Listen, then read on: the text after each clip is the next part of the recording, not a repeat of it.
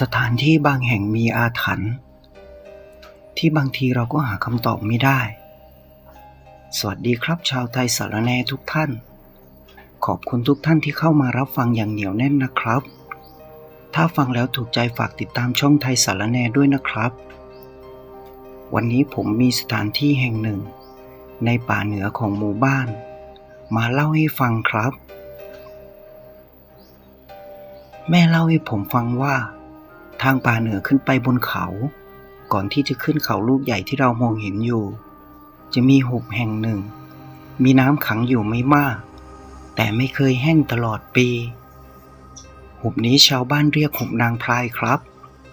วันหนึ่งได้เกิดเหตุการณ์เสือตะครุบคนเข้าไปหาของป่าบริเวณหุบนี้เสียชีวิต1 คน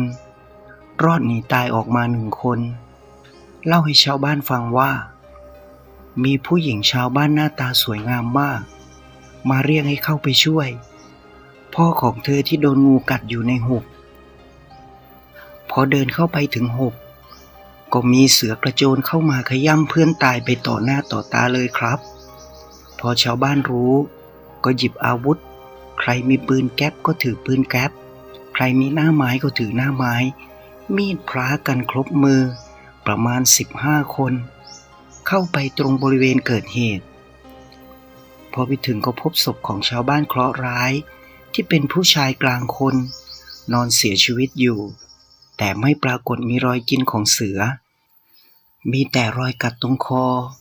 เป็นแผลเวอะหวะน่าสยดสยองเท่านั้นครับชาวบ้านก็นำศพออกมาฝังตามพิธีอีก2-3 วันต่อมาก็ปรากฏว่ามีชาวบ้านโดนเสือกัดตายที่บริเวณเดิมอีกคนเพื่อน2 คนที่หนีรอดออกมาได้ก็เล่าให้ฟังเหมือนกับศพแรกว่ามีผู้หญิงแสนสวยออกมาเรียกให้ไปดูพ่อของเธอที่ป่วยหนักนอนอยู่ในหุบพอเดินเข้าไปถึงหุบก็มีเสือกระโจนออกมาขย้ำเพื่อนตายไปต่อหน้าต่อตาเหมือนกันพอชาวบ้านจับกลุ่มถืออาวุธกันขึ้นไปครบมือก็เจอกับสภาพศพที่เหมือนเดิมคือตรงคอมีรอยแผลโดนกัดเวอะหวะไปหมดไม่มีร่องรอยของการกัดกินเหยื่อแม้แต่น้อยทั้ง2 เหตุการณ์นี้สร้างความหวาดหวั่นให้ชาวบ้านเป็นอย่างมากทุกคนสั่งห้ามญาติมิตรลูกหลานที่จะเข้ามาหาของป่าห้ามผ่านหุบนี้โดยเด็ดขาดให้เข้าไปหาทางอื่นครับผ่านไปได้อาทิตย์กว่าเหตุการณ์ก็เป็นปกติเรื่อยมาเย็นวันหนึ่งได้มีหญิงสาวหน้าตาสวยมากเข้ามาที่หมู่บ้านเธอบอกว่าพ่อเธอไม่สบายนอนอยู่ในป่าเดินออกมากับเธอไม่ได้เธอมาขอข้าวปลาอาหารและน้ำไปให้พ่อของเธอและอยากให้ชาวบ้านเข้าไปช่วยพาพ่อของเธอออกมาจากป่าเพราะเธอกลัวว่าพ่อของเธอจะเป็นอันตรายทั้งจากสัตว์ป่าและไข้ป่าที่กำลังรุมเร้าชาวบ้านทุกคนสงสารและเห็นใจเธอเลยให้คนหนุ่มในหมู่บ้าน10 คนเตรียมคบไฟอาวุธเท่าที่มีคือปืนแก๊ป4 กระบอกหน้าไม้6พร้อมมีดพระ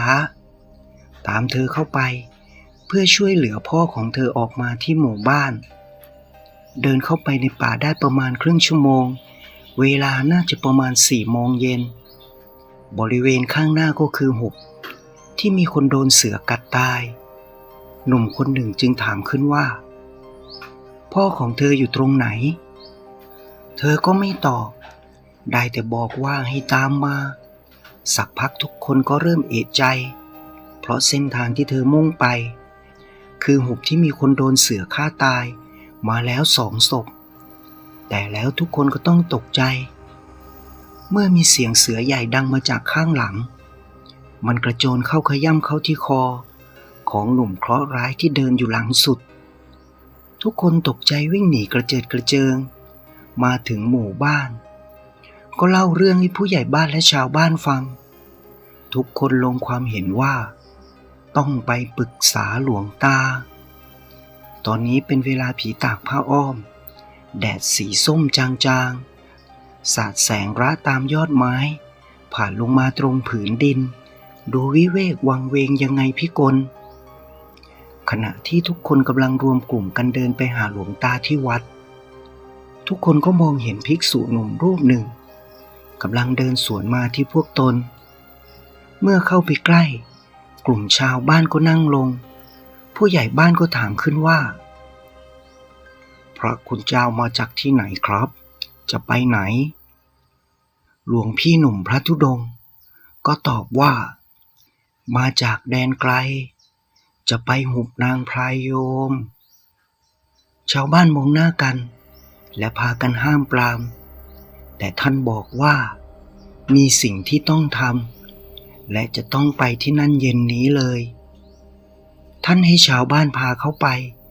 แต่ไม่มีใครกล้าท่านเลยถามทางให้ชาวบ้านชี้บอกทางแล้วท่านก็เดินหายเข้าไปทางหุบนางพรายทันทีครับชาวบ้านมองตามหลังพระธุดงค์หนุ่มจนลับตาไปแล้วก็รีบพากันไปหาหลวงตาเมื่อมาถึงก็เล่าเรื่องทั้งหมดที่เกิดขึ้นรวมถึงพระธุดงค์หนุ่มที่เพิ่งเจอให้กับหลวงตาฟังเมื่อหลวงตาได้ฟังก็บอกว่าอย่าห่วงเลยเดี๋ยวทุกอย่างจะดีขึ้นให้ทุกคนกลับบ้านอย่าได้ทุกข์กังวลใดๆและให้เข้าไปนำศพของคนที่เพิ่งตายออกมาทำพิธีในวันพรุ่งนี้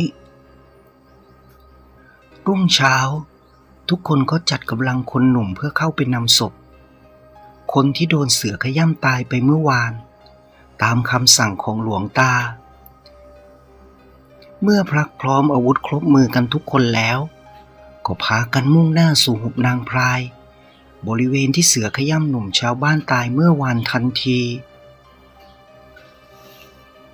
เมื่อไปถึงก็เห็นศพของชายชาวบ้านที่ถูกเสือขย้ำนอนตายอยู่อย่างอนาถศพโดนขย้ำเข้าที่คอ